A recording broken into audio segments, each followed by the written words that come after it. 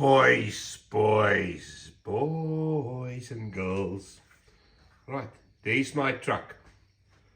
Now, for anybody that wants to wander into building one of these, there's a lot of stuff that you need to know. Yeah, I've never worked with resin bodies. I've never actually worked with any resin stuff, so I thought it was just take the flash out the windows and then scrape them open and put your stuff in. And doesn't work like that.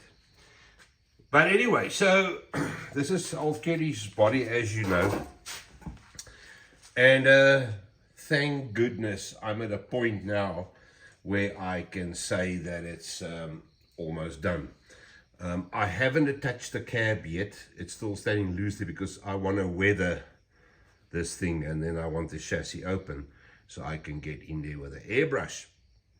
Now, you will see that there's little marks here and there and there. That's the stuff that I didn't know. I thought you just paint the thing. That you will need to use filler and actually, to make it nice and smooth. I'm busy with the 2628. This one, because it was the first one, I didn't bother with a hell of a lot of detail in the cab and stuff, because I basically stuffed up some stuff. I had the motor in there and the little tunnel on the inside didn't work. It was a nightmare. But all right, so the things that needed to be done that make this truck in South Africa unique as opposed to anywhere else in the world was, obviously, we had the indicators here. So I had those printed. We got the marker lights up top there. I don't know if the overseas ones had. I know the German ones had it there. And you see, check how nicely they shine, they chrome. Check how nicely the mirrors shine, because I used the Green Stuff World chrome paint. Looks like a mirror, man. Looks like a mirror. And then, talking about mirrors, you see that little bracket there. Now, that's 0.6mm brass wire. I wasn't sure how thick they were, and like Uncle Brian Franklin said to me back in the day, when in doubt, rather go thinner than thicker. And in the end, I think it was the right choice because they look right. Thinner is finer. You go to thick, becomes a toy. It was the same with the stalks here. This is 0.5mm brass. And also the funny thing is, it's got like a little base where it goes into the body there that is much shorter than this, but the only way I could get like a little bit of depth there, the 3D stuff, was to put this is 0.5 and I put a 0.7 brass tube over it. Just cut it and sanded it and got it nice. So yeah, the marker lights, the indicators, and then the door handles. Look, I must still do the other side's one. I did the indentation with a Dremel there, where it actually goes in, but I think it was a bit too small because the handle hides it a bit. But anyway, it's there. You see, I did it like that. So I'm going to stick this, and if I got enough guts left in me, I will go stick that just now. So yes, and then I did the decals for it. Do you oaks realize how hard it is to find the font? The font. I nearly said a nasty word. For our South African 80s, 70s, 80s yellow Transvaal number plates. It's some funny name. Neo's got it on the computer there. Yeah. You see how funny the 6 is, that sort of thing. Get that font was like a nightmare. I want to show you something else. I said to my dad this morning, we designed the chevron board. And back in the day, we, like this, We used to put the number plate over the 7 board. Do you know how many fines we got? How many speed cops wrote us fines because that number plate was on? There was no other place for it, and if you took it off, you also get a fine bar there. And if it was over the chevron, that was against the law, and they would write you a ticket. For the overseas guys, I printed this is our South African long-range tanks, but I printed the 300-liter tank. I'm actually, there's another one on the printer I'll probably get in a week, because I'm going to start building the 2628, which is this one's big brother, soon. I've actually started with a lip and all that. I'm busy with it. Now, I cut the bump off already, which is also a little bit of a problem. But our models, I'm not too sure about the overseas ones, but our models had a longer fender.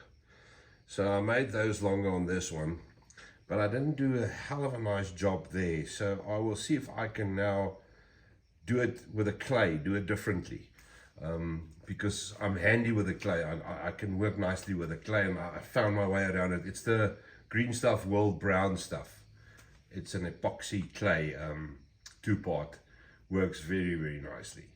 Very, very sticky, very moldy, very, very nice. So another thing that's now, obviously the last thing that I'm battling with, I will see if I can print a decal. Is the Merc badge in there. It's the badge with the leaves around it. I don't know what you call it, whatever. Yeah, it's got like a lurier, we call it in Afrikaans, around it.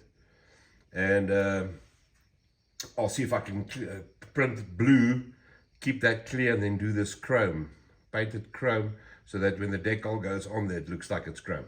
I'll see what I can do. Oh, yes, and then the whiskers, because remember the whole story with the Oaks telling me, nobody remembers this truck.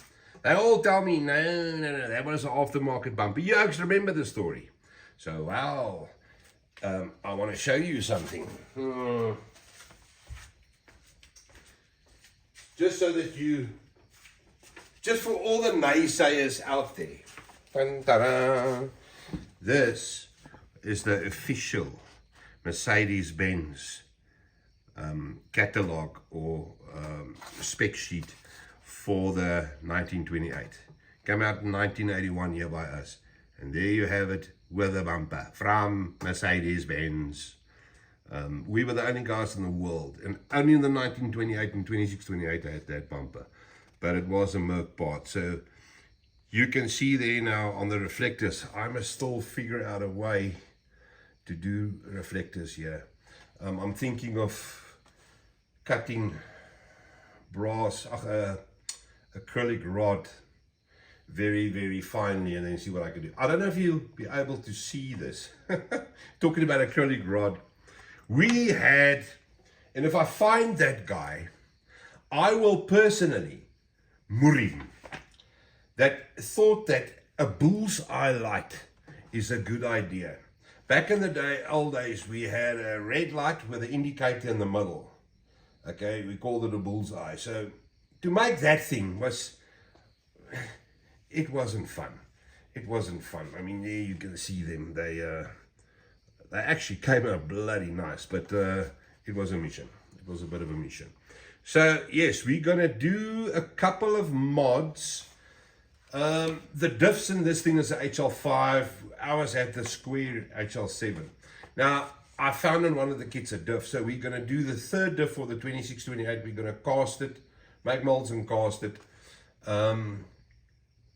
There's a couple of other things, you know, on the drivetrain on this one that was very, very, this drivetrain is very basic. I want to go to town on the 2628, but this one is going to stand in my crusher, which is quite a bit away from the edge of the layout. So you'll only see it standing over there. But I want to do the Copeland tipping at a sand, a heap of sand, very close to the edge of the layout. So the 2628 would have to be the bee's knees. I would have to go to town on that thing. So I'm thinking of getting York to do me the suspension setup so that it can actually, he's very good with that stuff. And also do me some spring packs, because none of the Italeri kits has got the same suspension that we had here. We had a hell of a lot of blades because we loaded the crap out of these things. So it was bigger blade packs. It was HL7 diffs. It was a different hub production to this. You'll actually send me some. I'll use that in the 28. So the 28, I also do want to do the pipes and stuff in the chassis. Look, the bonnet on this thing doesn't open. And because of that, it's stupid to put a motor in it. This has got a motor in it. For what for? I mean, you can't see anything. I'll do a sun part, a lower half on the 26, 28, because that's much higher on its wheels. I'll put it in there so you can just see the sump and part of the sub-assembly. You can't see. I put the shields in just now. I actually put them in. The Merc shields there on the inside of the wheel. And then, yes. So I will weather this as soon as I have the guts again. I will do a slight weather on this. I don't want to go too crazy because Hall kept their stuff actually quite fairly clean. They worked hard, those trucks. These trucks worked hard there. And this is the funny story, the story behind the story. When I started building the truck, I actually got hold of them, and they got a lady in the office there. And she said to me, oh, the old man's very nostalgic. But I never heard back. And I sent a couple of progress pictures, and that was that. When this, I didn't hear back.